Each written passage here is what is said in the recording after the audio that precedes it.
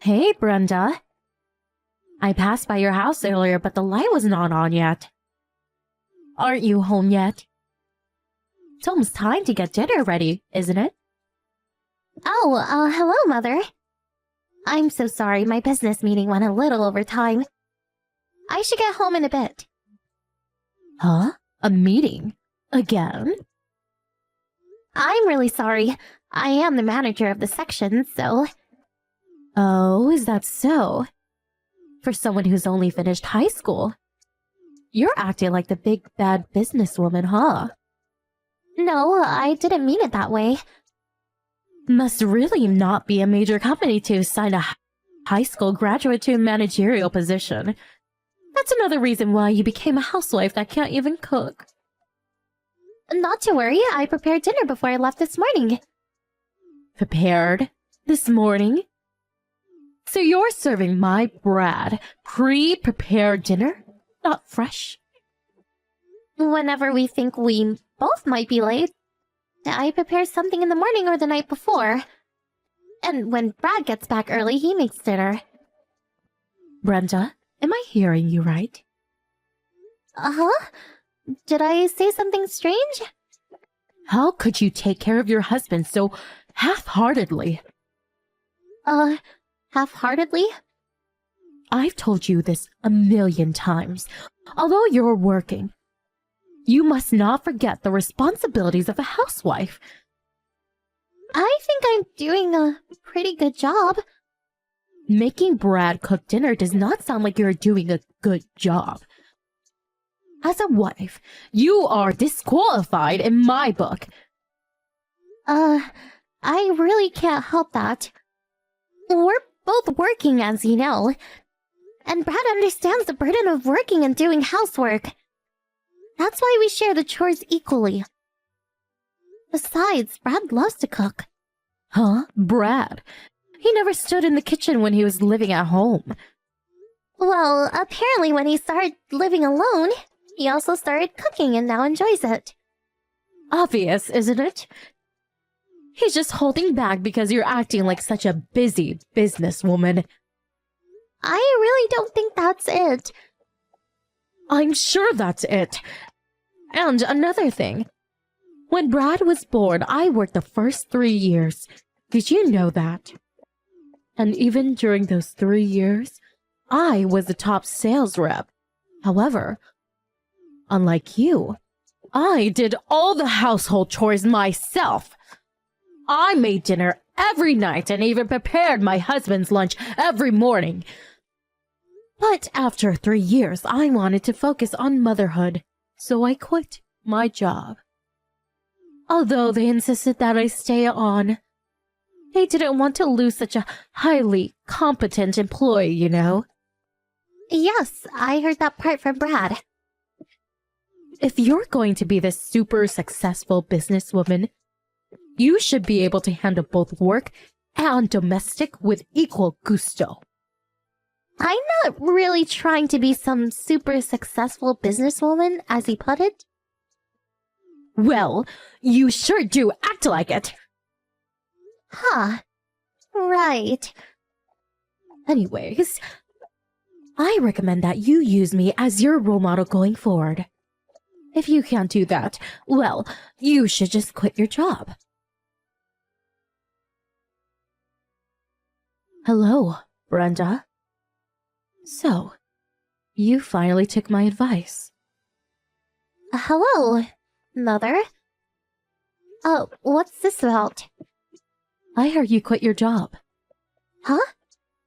I knew you weren't cut out to be a successful businesswoman. I'm still working. Oh, really? Then why are you always home during the day? This past month or so, I've seen your car in the driveway. So I figured you had resigned. The company implemented a work-at-home policy. Work-at-home policy? Oh, do all of your office work online, huh? Yes, that's right. About 6 months ago, I got transferred from the sales department to another section. Well, this new section I was in was the first to implement this work-at-home policy, so I'm just following company policy. Oh, I get it. So this new department is where all the underachievers are collected. Huh? The sales department is probably the most important section in any company. Am I right? And you got kicked out? Well, that proves that you are an ineffective sales rep. No, that really was not the reason. Well, anyways, you finally realized that you were not up to the standards of becoming a successful businesswoman. If you're going to be at home, I urge you to put household chores above all. Mother? What is it? The section I got transferred to is the president's office. Huh? The president's office? In my previous position, I was a supervising manager. Huh? You? The supervising manager? Upon my transfer, I was promoted to department chief. Promoted? To department chief? You're not serious. You're a high school grad. You're in your mid-30s and you're a department chief?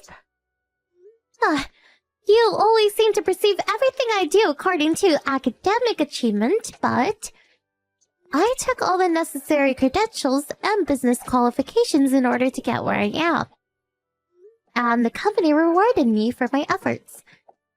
So, please understand that this new section is not for underachievers, as you put it. Hey, Mom!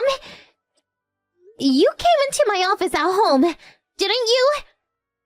My laptop. Where is it? Relax. What's the rush? Relax? Are you serious? And how did you get into the house? Please, where's the evidence that I came into the house? My colleagues from work saw you on our online video meeting app. Huh? Online video meeting? The sound was off, so you probably didn't notice. I was just in a meeting on my desktop PC. I stepped out to get lunch for about 20 minutes. My colleague saw you came into the room and take the laptop from my desk. Huh? You probably made an extra key somehow. Am I right?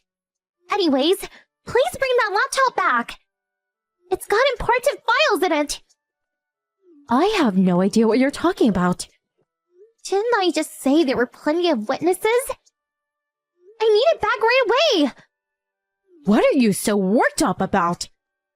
It's just a little old laptop PC. That's why you're so delusional about being such a big bad career woman. In order to break the delusion of grandeur that you seem to possess, I took it upon myself to teach you a lesson. Well, that first step was to take possession of your laptop. You're the one that's delusional! Please, just give it back! I don't have time for this! Yes, well, I don't mind giving it back, but not sure if it's of any use now. Not any use? What do you mean? I took a hammer to it. The screen and keyboard. Well, there is no screen or keyboard.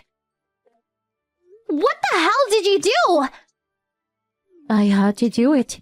If I didn't smash it until it was useless, well, I couldn't cure you of your self-important arrogance. That laptop is not mine! It's company property! Huh? So it's not yours. It's company property? That's right! I can't believe you! You brought the company laptop home with you without permission? Huh? If that's the case, well, I cannot take responsibility. It's your fault for bringing the laptop home with you. I'm afraid you're going to have to reimburse the company for the loss. The laptop was given to me by my company to use at home. Huh? Although I work at home, I still have to visit customers. There are staff members that get their work done at our clients' offices. Therefore, the company has distributed these laptops for all employees as part of work-at-home policy. Huh? I hate to say this, but could you please get it through your head that what you did has severe consequences? Luckily, I backed up all the data on the laptop. However, I'm afraid you will have to reimburse the company for destroying the laptop. I believe that model was around $1,500 or so. Please take that into account. There's no way I can pay for that. Besides, it's your fault. You should have brought home such an important thing. Please don't act as if you're the victim here. All I'm saying to do is educate you on your delusional arrogance. You're not cut out to be a businesswoman. It seems I'm not getting through to you at all. I give up. I'm gonna hand the baton to someone else that will put some sense into you. Oh yeah? Whom are you gonna hand the baton, may I ask? Hello, Kim. Huh? Grandma, she called you? Yes, that's right. I didn't realize you're in town. I had an appointment with a friend, so here I am. I'm staying with Brad and Brenda tonight. Brenda came and picked me up at the airport, and we just arrived home. So, what's all this about a laptop? Yes, well, you know. Kim. In recent years, the business scene has changed drastically. Business is done differently than when you were working. These days, both parents having careers has become the norm. Things have changed since we were in the workforce. We're living in the 21st century now. It's a completely different world from the ones we grew up in. If you have no intention of comprehending and accepting these changes, I suggest you keep your mouth shut. So, you're saying you understand her? Did you forget that before I retired, I was an executive at a firm? I think I still have the ability and the common sense to accept drastic changes in society and how best to incorporate them into the current business environment. Not being disrespectful or anything, but I think I'm quite aware of that myself. Oh, isn't that right? I was just concerned for her. Her delusions about being some kind of genius businesswoman. I had to educate her on the realities of life. So, you think you were one of those so-called genius businesswomen? Is that what you were when you were working? Yes. Well, maybe not a genius, but I think I was pretty good. Maybe you don't remember, but I used to be one of the top sales rep. Oh, is that so? As I recall, you never got any sales, and you were regulated to office work. But turns out you weren't even able to handle the phone calls competently. The only thing you were good at was making coffee for everyone and using the copy machine. All other difficult chores you force the younger co-workers. Does not sound like a top sales rep to me, much less a businesswoman. Even when you were working and after you quit, all your meals were just frozen foods, and you just threw into the microwave or just something from the supermarket deli. Even now, you can't make a proper meal from scratch. I'm completely aware of all of that. But why do you know that? Do you remember a girl named Catherine? She worked under you back then. Catherine? Yes, this Catherine. Well, she's the daughter of one of my best friends. Huh? I think it was about a year ago. We were talking about old times and Kathy happened to mention that you and she worked together years ago. She was just a junior staff member back then. Well, while we were talking, she became extremely agitated just recalling those days. Apparently, she had pent up all those memories over the years, and all the animosity toward you flowed out as if a dam had burst. No, you can't be serious. I really didn't want to believe it. Huh?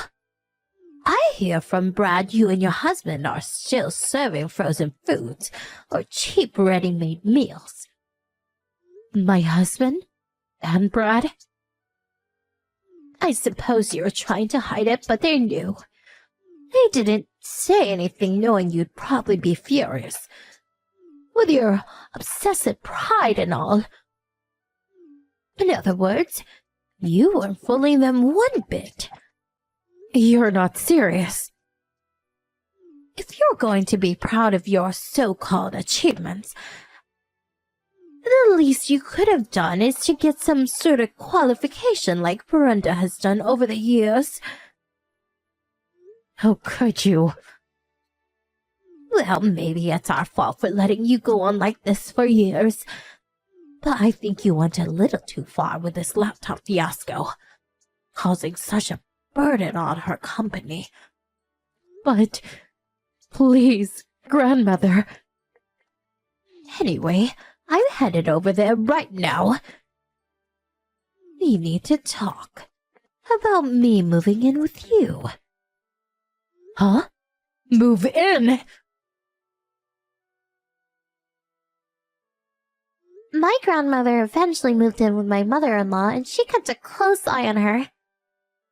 My grandmother is kind of cool. She loves high-tech stuff, and she always fiddles with her smartphone. Makes pretty good use of it, even at her age.